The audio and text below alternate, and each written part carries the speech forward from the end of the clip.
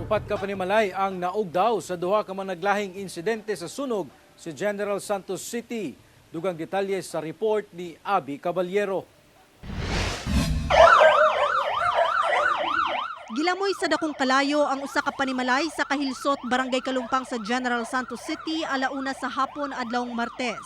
Gani makit-an kining mga residente nga nanggawa sa ilang panimalay.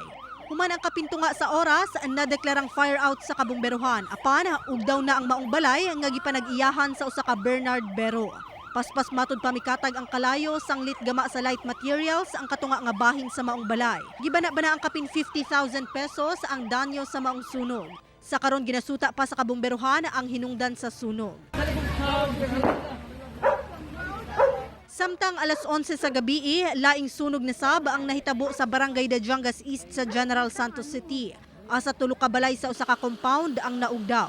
Nasunog sab kining duha ka motor nga nakaparada at bang sa balay nga nasunog. Kapin 100,000 pesos ang gibana-bana ang danyo sa sunog.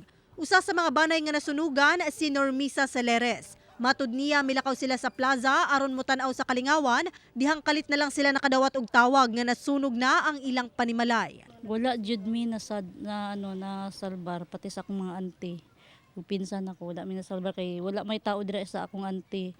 Tapos sa akong pinsan natulog sila, gipukaw na lang. Matud niya, posible matud pa nga ang ilang gasol ang hinungdan sa sunog. Apan, wala pa kini kumpirmasyon gikan sa kabomberuhan, sanglit padayon pa ang ilang investigasyon. Ngon sa mga naka-rescue dira do sa amoa, kay ginapalong nila ang tangke, dili na nila matabang kay nagkalat na diri sa taas. Sa kinatibuk-an, upat ka magbanay ang apektado sa duha ka insidente sa sunog, kinsa nanawagan og tabang aron makatukod pagbalik sa ilang balay.